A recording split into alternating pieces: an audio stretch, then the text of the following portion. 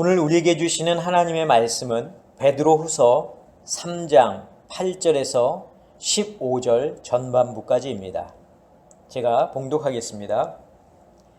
사랑하는 자들아, 주께는 하루가 천년 같고 천년이 하루 같다는 이 한 가지를 잊지 말라. 주의 약속은 어떤 이들이 더디다고 생각하는 것 같이 더딘 것이 아니라 오직 주께서는 너희를 대하여 오래 참으사 아무도 멸망하지 아니하고 다 회개하기에 이르기를 원하시느니라. 그러나 주의 날이 도둑같이 오리니 그날에는 하늘이 큰 소리로 떠나가고 물질이 뜨거운 불에 풀어지고 땅과 그 중에 있는 모든 일이 드러나리로다. 이 모든 것이 이렇게 풀어지리니 너희가 어떠한 사람이 되어야 마땅하냐? 거룩한 행실과 경건함으로 하나님의 날이 임하기를 바라보고 간절히 사모하라. 그날에 하늘이 불에 타서 풀어지고 물질이 뜨거운 불에 녹아지려니와 우리는 그의 약속대로 의의가 있는 곳인 새 하늘과 새 땅을 바라보도다. 그러므로 사랑하는 자들아, 너희가 이것을 바라보나니 주 앞에서 점도 없고 흠도 없이 평강 가운데에서 나타나기를 힘쓰라. 또 우리 주의 오래 참으심이 구원이 될 줄로 여기라. 아멘. 기도하겠습니다.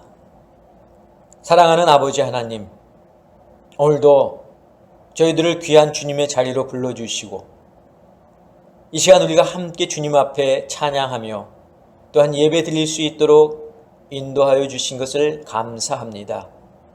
주님, 저희에게 이 귀한 대강절 절기를 주셨사오니 아버지 하나님, 이 절기를 우리가 다시 기억할 수 있도록 도와주시옵고 우리들의 지난 삶 속에서 주님 앞에 고백해야 할 것이 무엇인지를 다시 한번 생각나게 하시며 이 시간 우리의 모든 죄를 주님 앞에 내어놓는, 그래서 주님으로부터 주시는 말씀으로 위로받고 힘을 얻는 귀한 시간이 될 수 있도록 저희들을 인도하여 주시옵소서. 예수 그리스도의 이름으로 기도하옵나이다. 아멘.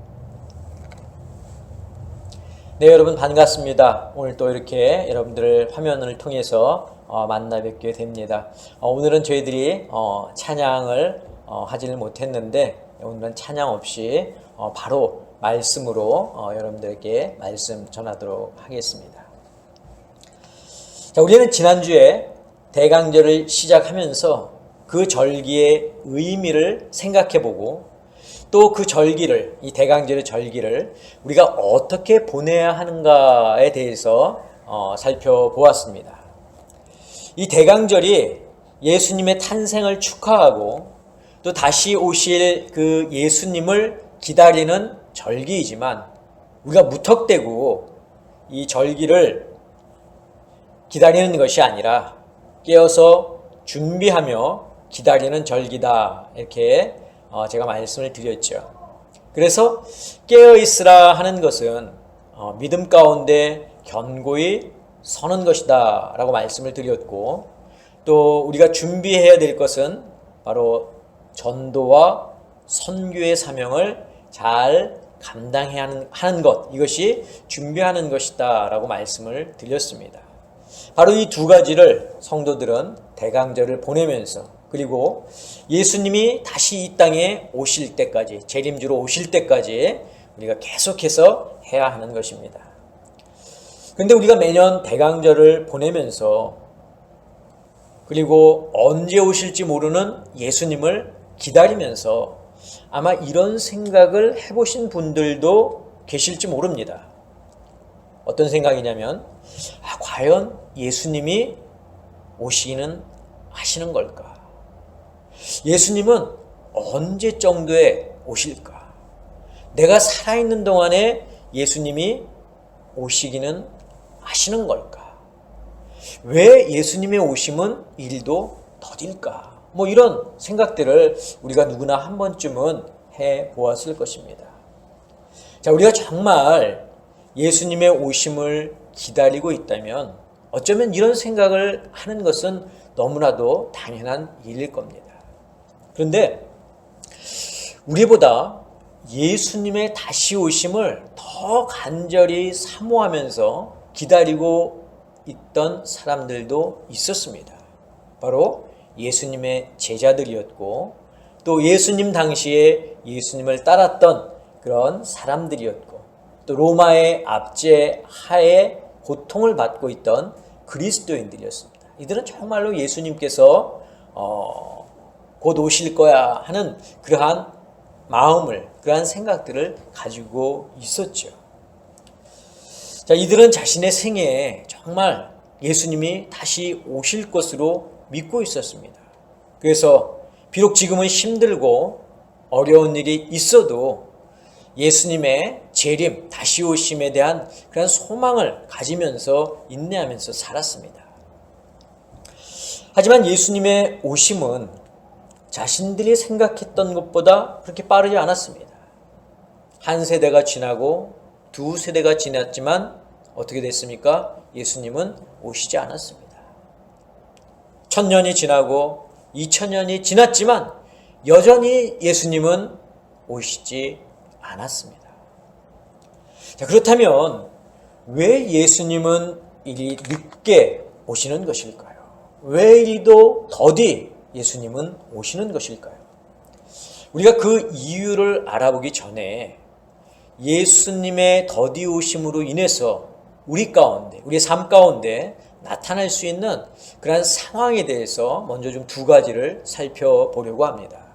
자, 첫째는 예수님의 더디 오심으로 인해서 그 예수님의 더디 오심이 우리로 하여금 우리에게 맡기신 그 사명을 소홀히 하게 하거나 그 일을 게으르게 하도록 만들 수 있다는 겁니다. 여러분, 우리가 잘 아는 달란트의 비유를 한번 살펴보겠습니다. 주인이 먼 타국으로 떠나기 전에 각 종들에게 능력대로 5달란트 그리고 2달란트, 1달란트를 나누어 주었습니다. 그리고 오랜 후에 주인이 다시 돌아왔을 때 5달란트 받은 종과 2달란트 받은 종은 열심히 자기들이 수고해서 남긴 그 이윤을 주인에게 내놓았죠. 그렇지만 1달란트 받았던 종은 어떻게 했습니까? 아무 일도 하지 않고 1달란트 그대로 주인에게 내어 놓았습니다. 그때 주인이 이 1달란트 받은 종에게 어떻게 이야기했습니까? 뭐라고 꾸짖었습니까? 악하고 게으른 종이라고 꾸짖었습니다. 여러분, 성경에 보면 게으름에 대해서, 게으르지 말 것에 대해서 여러 군데 나오는데 제가 오늘 한 4군데만 읽어드리겠습니다. 자, 먼저 솔로몬이 쓴 잠언 10장 4절에 보면 손을 게으르게 놀리는 자는 가난하게 되고 손이 부지런한 자는 부하게 되느니라. 자, 바울은 로마서 12장 11절에 이렇게 말씀했습니다. 부지런하여 게으르지 말고 열심을 품고 주를 섬기라.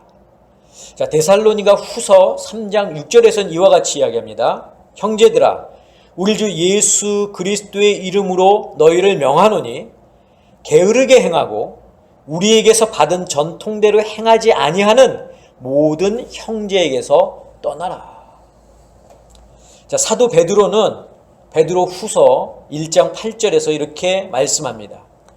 이런 것이 너희에게 있어 흡족한즉 너희로 우리 주 예수 그리스도를 알기에 게으르지 않고 열매 없는 자가 되지 않게 하려니와. 즉 예수님의 더디 오심으로 인해서 우리에게 주어진 사명을 게을리 한다면 여러분, 우리는 게으른 종이 될 수밖에 없는 것입니다. 바로 그래서 우리가 전도와 선교에 대해서 게으르지 않고 열심히 해야 되는 겁니다. 사도 바울이 쉬지 말고 기도하라 이렇게 말씀한 것처럼 이 전도와 선교에 대해서도 여러분 쉼이 있어서는 안 됩니다. 만약 내가 전도 그리고 선교를 할 수 없는 상황이라면 어떻게 해야 되나요? 이렇게 질문하시는 분이 계신다면 여러분, 전도와 선교를 할 수 없다? 그러면 그 전도와 선교를 위해서 기도하시기 바랍니다.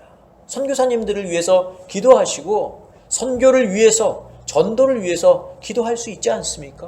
전도와 선교를 할 수 없으면 기도라도 해야 하는 것, 이것이 바로 달란트를 받은 우리 성도들이 해야 할 일이라는 겁니다. 사랑하는 성도 여러분, 사도 바울의 말씀처럼 부지런하여 게으르지 말고 열심을 품고 주를 섬길 수 있는 저와 여러분들 모두가 되실 수 있기를 주님의 이름으로 간절히 축원합니다. 자, 둘째로 예수님의 더디 오심으로 우리 가운데에 의심이 생길 수 있다는 겁니다. 믿는 자들에게 의심은 아주 무서운 적입니다. 왜냐하면 이 의심은 믿음을 한순간에 무너뜨릴 수 있기 때문입니다. 아무리 믿음이 좋은 사람도 그 마음에 의심이 생기게 되면 순식간에 믿음을 잃어버릴 수 있습니다. 의심은 믿음이 좋은 성도들에게도 또 믿음이 적은 성도들에게도 가리지 않고 찾아옵니다. 성경에 보면 이 의심은 예수님의 수제자인 베드로에게도 찾아왔고 또 예수님의 제자인 도마에게도 찾아왔습니다. 의심은 그 대상을 가리지 않는다는 거예요. 그렇기 때문에 지난주에 말씀을 드린 것처럼 집을 떠난 주인이 문지기에게 뭐라고 이야기를 했습니까? 깨어있으라 이렇게 말한 것처럼 성도들은 우리의 마음의 문을 잘 지켜야 합니다. 의심이 우리 마음 가운데 들어오지 못하도록 항상 깨어 있어야 한다는 겁니다. 자, 예수님의 더디 오심으로 인해서 우리 가운데 나타날 수 있는 상황 두 가지를 제가 말씀을 드렸습니다. 자, 게으름과 의심이라는 거죠. 자, 그렇다면 예수님이 더디 오시는 이유가 무엇 때문일까요? 예수님이 더디 오심으로 인해서 성도들이 게을러지고 성도들의 마음속에 의심을 갖게 된다면 예수님이 빨리 오시면 되는 것 아닐까요? 예수님이 빨리 오신다면 우리가 뭐 게을러질 틈이 있겠습니까? 우리가 의심을 가질 시간이 있겠습니까? 없겠죠. 예수님이 빨리 오시면 되는 건데, 자, 왜 예수님이 더디 오실까 하는 겁니다. 그런데 자, 제가 좀 전에 이렇게 말한 것을 가만히 놓고 생각해 보면 이런 말은요, 이런 생각은요, 우리의 이기적인 생각일 수 있다라는 겁니다. 자, 오늘 본문을 보면 사도 바울은 9절 전반부에서 이렇게 말씀하고 있습니다. 주의 약속은 어떤 이들이 더디다고 생각하는 것 같이 더딘 것이 아니라. 즉, 이 말씀은 사람들이 생각하는 것처럼 예수님의 오심이 더딘 것이 아니라는 겁니다. 자, 바울이 그 이유를 이 9절 후반부에 설명하고 있는데 제가 계속 읽어드리겠습니다. 오직 주께서는 너희를 대하여 오래 참으사 아무도 멸망하지 아니하고 다 회개하기에 이르기를 원하시느니라. 다시 말해서 예수님의 재림이 늦는 이유는 아무도 멸망하지 않고 세상의 모든 사람들이 다 회개하고 주님 앞으로 나오기를 기다리시기 때문이라는 겁니다. 우리의 구원을 생각한다면 예수님이 지금 당장 오시는 것이 좋겠지만 예수님은 우리의 구원뿐만이 아니라 아직도 이 세상의 죄악 가운데에서 방황하고 있는 수많은 사람들의 구원까지도 바라고 계신 것입니다. 그런 예수님의 마음을 안다면 우리는 예수님의 재림을 독촉할 수 없고 또 예수님의 다시 오심이 더디다고 불평할 수도 없습니다. 뿐만 아니라 세상 사람들의 구원을 위해서 전도와 선교에 더욱 더 열심을 내야 할 것입니다. 사람들은 예수님의 재림이 늦는다고 표현을 하는데 우리 인간의 입장에서 봤을 때는 예수님이 늦는 것처럼 보일 수 있을지 모릅니다. 하지만 예수님의 입장에서 보면 그것은 늦는 것이 아니라 기다리고 계신 겁니다. 우리는 대강절을 보내면서 우리만 예수님을 기다린다 이런 생각을 아마 하고 있을 겁니다. 우리는 언제 오실지 모르는 그 예수님을 기다리고 있는데 왜 예수님은 그런 우리의 마음을 몰라주고 더디 오시나 늦게 오시나 하고 생각할지 모릅니다. 그러나 놀랍게도 우리만 예수님을 기다리는 것이 아닙니다. 바로 예수님도 우리를 기다리신다는 사실입니다. 예수님도 우리들을 만나기 위해서 언제가 될지 모르는 그 날을 기다리고 계십니다. 왜냐하면 그날은 오직 누구만 아시기 때문입니까? 하나님만 아시기 때문입니다. 예수님이 이 사실을 이미 언급하셨죠. 마태복음 24장 36절입니다. 그러나 그 날과 그 때는 아무도 모르나니 하늘의 천사들도 아들도 모르고 오직 아버지만 아시느니라. 자, 그런데 왜 하나님은 아시는데 예수님은 그 날을 모를까요? 이것은 이스라엘의 결혼 풍습을 이해하면 알기가 쉽습니다. 자, 일반적으로 유대인들은 결혼식을 올리기 전에 약혼, 정혼이라는 것을 하게 되는데 결혼식은 남자의 집에서 치러지지만 이 약혼식, 정혼식은 이 여자의 집에서 치러지게 됩니다. 그래서 남자는 이 약혼식을 할 때 여자의 집으로 가서 약혼식을 올리게 되는데 그 약혼식을 올리고 신부가 될 여자에게 이렇게 약속을 합니다. 내가 모든 것이 준비가 되면 다시 데리러 오겠다. 이렇게 약속을 하고서는 신부의 집을 떠나죠. 자, 성경에서도 예수님이 이런 말씀을 하신 것을 우리가 알고 있습니다. 요한복음 14장 2절에서 3절 말씀입니다. 내 아버지 집에 거할 곳이 많도다. 그렇지 않으면 너희에게 일렀으리라. 내가 너희를 위하여 거처를 예비하러 가노니 가서 너희를 위하여 거처를 예비하면 내가 다시 와서 너희를 내게로 영접하여 나 있는 곳에 너희도 있게 하리라. 자, 하지만 신랑이 신부를 데리러 갈 그 날짜는 신랑도 모르고 신부도 모릅니다. 오직 신랑의 아버지만 그 날을 안다는 겁니다. 왜냐하면 신랑의 아버지가 결혼 날짜를 결정하기 때문에 그렇습니다. 그러니까 신랑의 아버지가 이 결혼 날짜를 혼자 결정하기 때문에 그 아버지 외에는 그 어떤 사람도 결혼할 날짜를 알 수 없다는 거죠. 자, 약혼식을 마치고 돌아온 남자는 신부가 될 여자를 데려오기 전까지 무엇을 하느냐? 신부를 맞을 준비를 합니다. 자, 그 중에서 가장 중요한 것이 무엇이면 집을 만드는 거예요.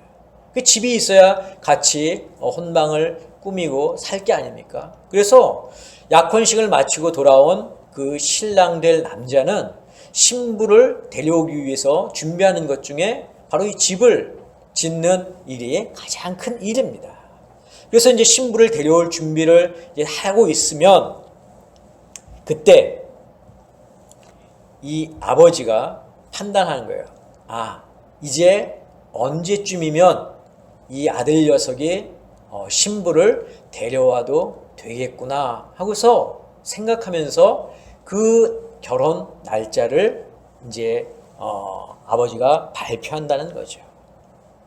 그렇기 때문에 아들은 자신의 결혼이 언제인지 또 언제 신부를 데리러 가는지 알 수 없습니다. 그래서 예수님도 오직 아버지만 그 때를 아신다 이렇게 말씀을 하신 것입니다. 사랑하는 성도 여러분, 대강절은 예수님을 기다리는 절기입니다. 하지만 예수님도 우리를 기다리신다는 사실을 기억하시기 바랍니다. 신랑이 신부를 기다리듯 신랑 되신 주님께서 신부된 성도들을 기다리고 계심을 여러분들 잊지 않기를 바랍니다. 그렇기 때문에 대강절은 성도들이 예수님을 기다리고 예수님도 성도들을 기다리는 절기입니다. 자, 유대인의 결혼 풍습을 다시 잠깐 보면은 신랑은 약혼을 마치고 신부에게 약혼 선물을 줍니다. 자, 이 선물은 약혼의 증표이기도 하지만 기약 없이 떠난 신랑이 그리울 때 그 선물을 보면서 신랑을 생각하라는 그러한 의미가 담겨져 있기도 합니다. 자, 예수님도 이 세상을 떠날 때 신부된 우리들에게 주신 선물이 있죠. 그것이 무엇입니까? 바로 보혜사 성령님이십니다. 우리는 성령님과 함께하면서 우리의 신랑 되신 예수님을 기억하는 것입니다. 그래서 예수님은 요한복음 14장 26절에서 이렇게 말씀하셨습니다. 보혜사 곧 아버지께서 내 이름으로 보내실 성령, 그가 너희에게 모든 것을 가르치고 내가 너희에게 말한 모든 것을 생각나게 하리라. 하지만 신부된 우리들이 신랑이신 예수님을 기다리면서 꼭 지켜야 할 것이 한 가지 있습니다. 그것은 무엇이냐? 바로 영적인 순결입니다. 마리아가 정혼한 후에 임신을 한 사실이 요셉에게 알려지면서 요셉이 어떻게 했습니까? 조용히 그 결혼을, 약혼을, 정혼을 없던 걸로 하려 했습니다. 마리아가 혼전 순결을 지키지 못했다고 생각했기 때문입니다. 이렇듯 우리 성도들도 신랑 되신 예수께서 이 세상에 다시 올 때까지 영적 순결을 지켜야 합니다.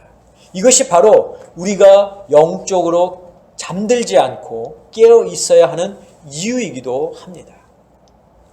사랑하는 성도 여러분, 대강절이 우리에게 주는 의미가 상당히 중요하다는 것을 아시기를 바랍니다. 결코 쉽게 생각하고 넘기는 절기가 되어서는 안 됩니다. 나를 지키고 내 신앙을 지키고 내 본분을 다하고 오직 예수님 한 분만을 생각하면서 나아갈 때 우리를 보시고 또 우리를 기다리시는 우리의 신랑 되신 예수님께서는 정말 그 일로 인해서 기뻐하실 것입니다. 나의 기다림이 곧 예수님의 기다림임을 다시 한번 기억하면서 이번 대강절을 예수님과 함께 보낼 수 있기를 주님의 이름으로 간절히 축원합니다. 기도하겠습니다. 오늘도 저희 가운데 함께 하시는 아버지 하나님, 오늘도 이 대강절의 의미를 다시 한번 기억할 수 있도록 도와주신 것을 감사합니다. 우리가 주님을 기다리듯 주님도 저희들을 기다리신다는 그 사실을 저희들이 기억하면서 주님이 오시는 그 날까지 우리가 영적인 그 순결을 지키며 우리에게 맡겨진 그 본분을 다하는 저희들이 될 수 있도록 주님 인도하여 주시옵소서. 이제는 우리 주 예수 그리스도의 은혜와 하나님의 그 크신 사랑하심과 성령님의 역사하심이 오늘 말씀을 듣고 이 대강절의 의미를 다시 한번 생각하며 주님이 오심을 기다리고 주님이 오실 때까지 영적인 그 순결을 지키기를 다짐하는 사랑하는 당신의 성도들 머리 위에, 저희들의 가정 위에, 자녀들 위에, 건강 위에, 직장과 사업과 일터 위에 지금부터 영원까지 함께하옵시기를 간절히 축원하옵나이다. 아멘.